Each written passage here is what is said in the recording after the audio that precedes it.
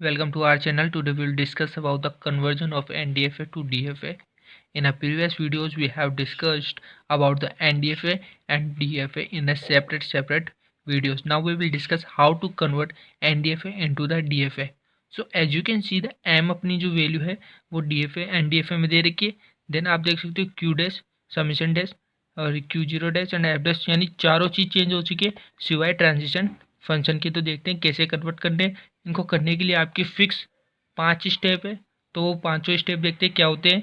पहले आपको given question के अंदर टेबल बनानी है, स्टेट टेबल. उसके बाद आपको चेक करना है कि आपका इनपुट सिंबल ऑफ एनडीएफए है ना वो रिजल्टेंट इनपुट सिंबल के इक्वल होना चाहिए.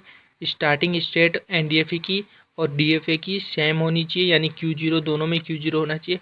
उसके बाद आपको ट्रांजिशन फंक्शन को फाइंड आउट करना होता है 2 की पावर n से. इसके बाद फोर्थ स्टेप में आपको केवल है ना उन सभी स्टेट जो कि 2 की पावर n में जो स्टेट निकली उनमें से एक्सेसिबल स्टेटों को सिलेक्ट करना होगा. एंड फाइनल के अंदर आपको final state for the resultant NDF है and we make a accessible state as a final state which content at least one final state of NDF है. ये सब करके आपको दोबारा से इनका फाइनल डायग्राम शो करना होगा. चलो एक एग्जाम्पल लेते हैं, उससे समझने की पूरी कोशिश करते हैं. जैसे कि आपको ये एग्जांपल दिख रहा है, ये मैंने पहले भी कंसिडर किया अपने प्रीवियस वीडियो में.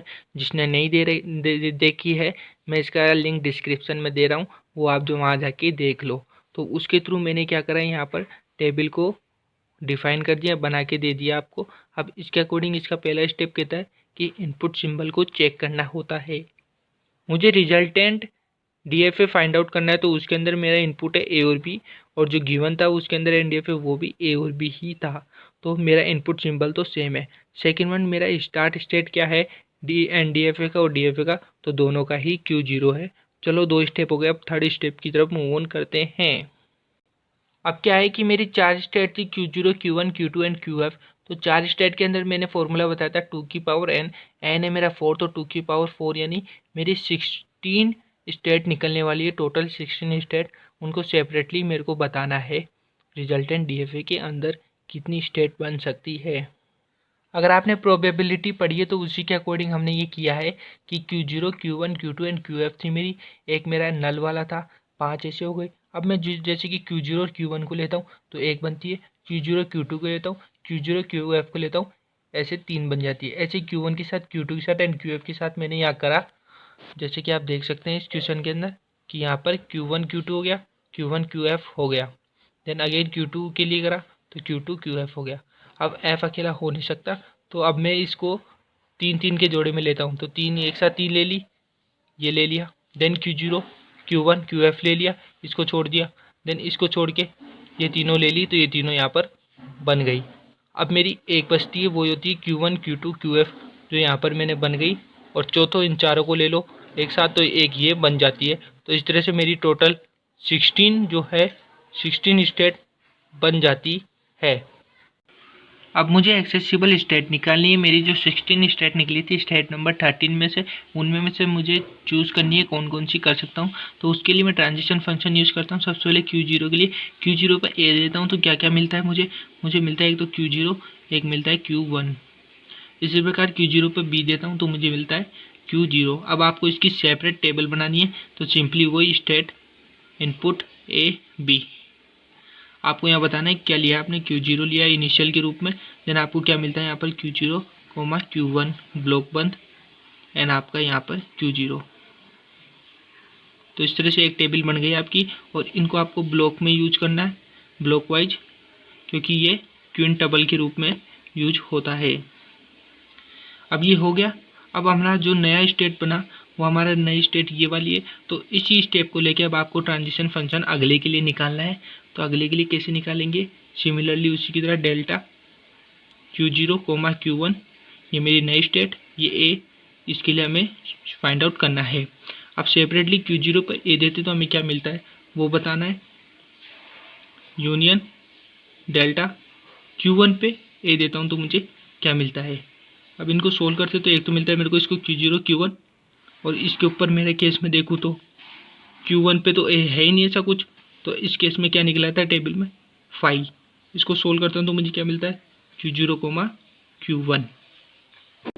अब सेम मुझे इसी की तरह दोबारा ए के लिए मैंने निकाला, अब मैं निकालूंगा बी के लिए। तो बी के लिए निकालता हूँ तो सिमिलरली वही प्रोसेस अप्लाई करना होगा, Q0 comma B union delta Q1 comma B. तो इसको सोल्व करता हूँ तो मेरे को एक में तो इसका रिजल्ट मिलता है Q0 और एक में मुझे इसका रिजल्ट मिलता है अपना Q2।